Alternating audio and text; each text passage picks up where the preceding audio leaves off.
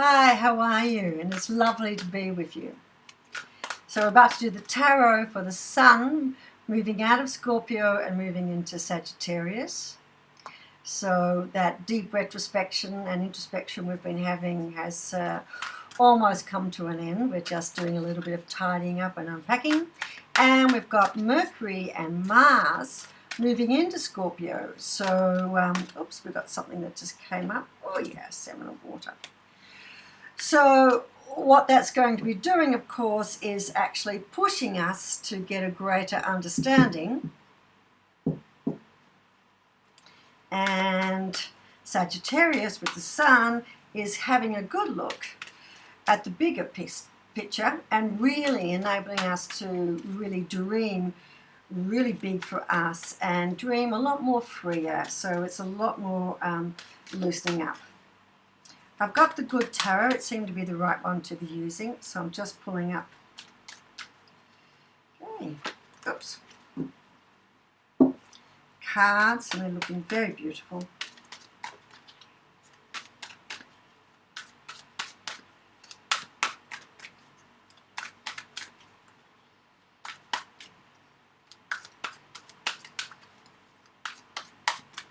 Got the 7 of water and the 10 of air. 7 of water is always talking about opportunities, and with this lovely dreaming big that's going to be happening in Sagittarius, it makes perfect sense for the world to be showing us a whole range of opportunities. And that's come out with the 10 of air. So that's the 7 of water and the 10 of air. We haven't had the 10 of air in a very long time. Air is thinking.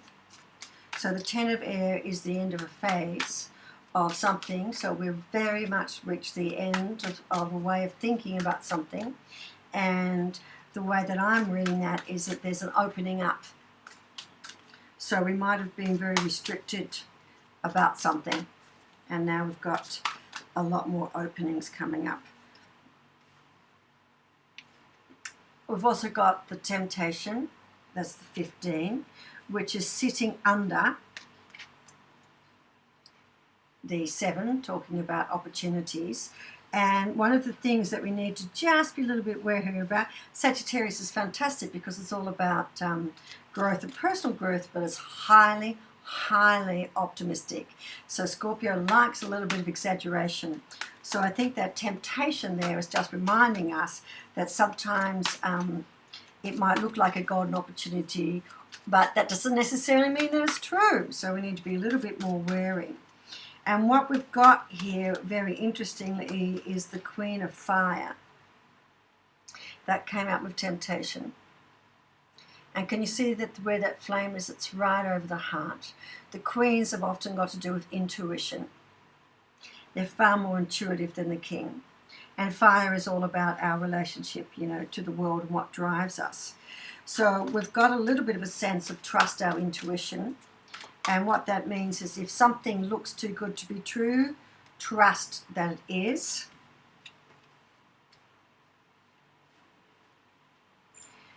And just be a little bit wary. Do a little bit of work in that.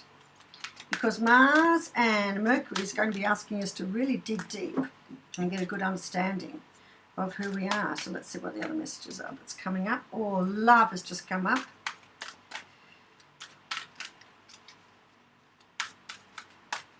Let's see what pairs with love.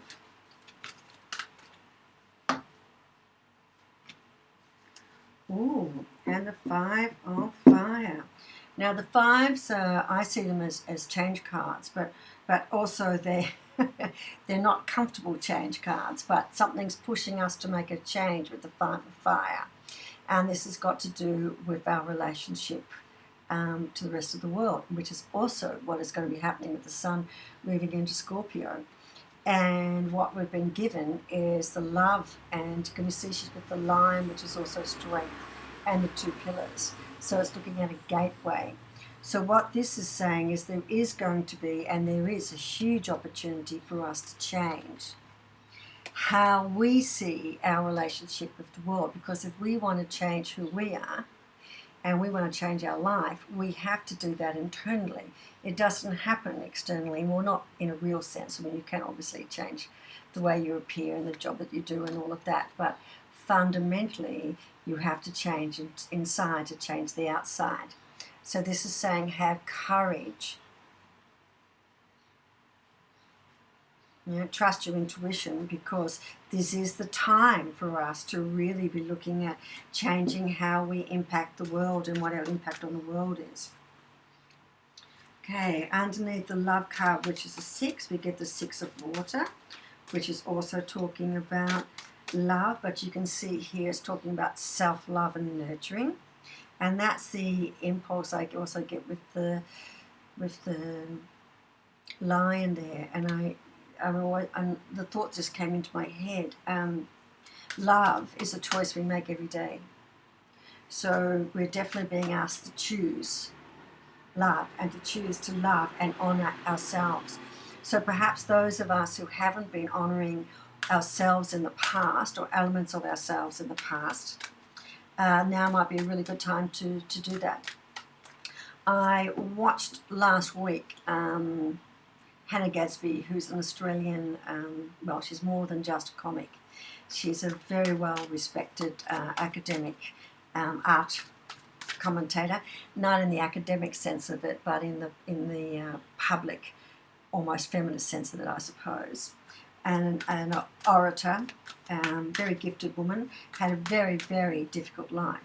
But one of the things that she spoke about was that she's now wanting to change who she is, because she's become famous by being very deprecating in her humour about herself and her life and her lesbianism, and not being honest about the impacts it's had. And she's had some quite horrific aspects happen to her. And self-deprecation is not humility. Self-deprecation is humiliation. You're making fun of yourself. I couldn't get that word out. So one of the things that I want you to do, if there's somewhere where you've been putting yourself down,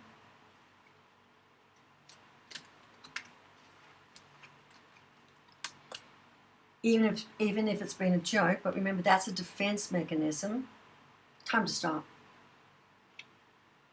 Time to stop putting yourself down, even in jokes. Jokes amongst friends is okay, because we all understand and we love each other and we accept that that's part of you. But jokes in the broader public, where you are, say, the first one to make the fat joke because you're worried about your weight, the first one to make the stupid joke because you're worried about your intelligence, the first one to make the racist joke because you're worried about not fitting in because you're quite liberal in your thoughts, it's time for that all to change. Oh, and the last card is a wish card, the 9 of Earth. And that's a little bit of self-reflection. So that's about you thinking about you reevaluating who you are and thinking through how you interact with the world around us, because the temptation is to hide our true self. And it is definitely time to stop that thinking. There is more to you than meets the eye. And it's time to be really honest about who you are and what you're doing. Okay. No more cards was the answer to that. I'll just do it at the bottom of the deck. Please do, came the answer. I love it. So polite sometimes, the spirits. And what do we have coming up here?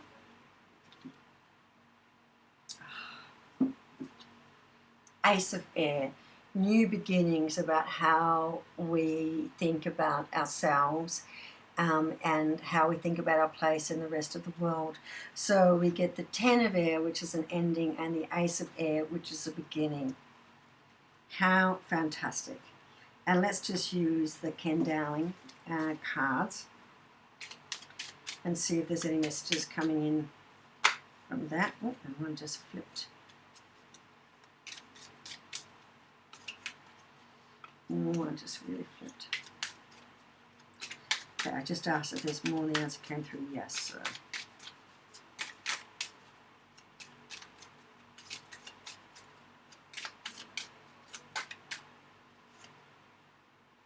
Okay. Perfect. Absolutely perfect. Okay. Commitment. Followed by heart chakra.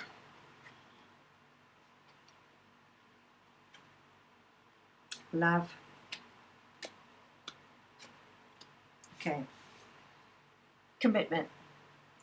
Be fully committed to your soul's true evolutionary purpose. This journey will be challenged and can test you to your very core. Living a life of love requires your absolute faith and commitment.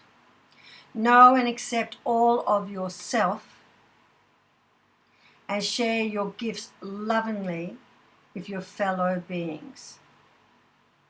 Totally commit to living consciously.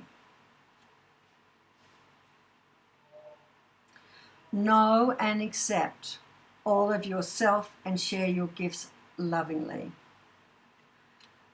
So we've just been through this huge phase where we've been asked to have a look at who we are and how we're operating, and to really do a bit of a cleansing. This is what's happened in the past. So now really is the time to fall in love with yourself again.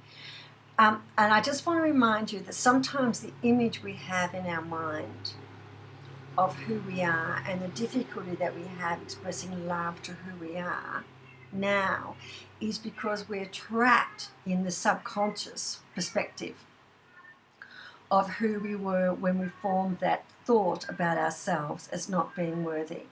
Because in the subconscious there's no time frame, or the time frame is not the same in the conscious mind.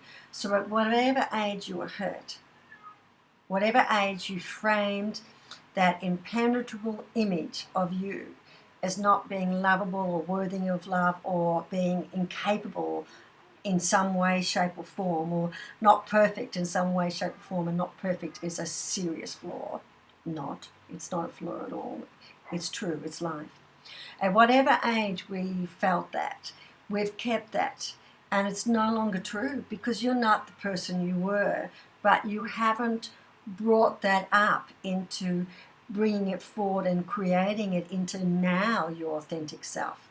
So don't be afraid to go deep and look at what past hidden aspects of you that you were embarrassed about or hurt about, and just forgive that. Just forgive that and embrace it, and bring the new forward.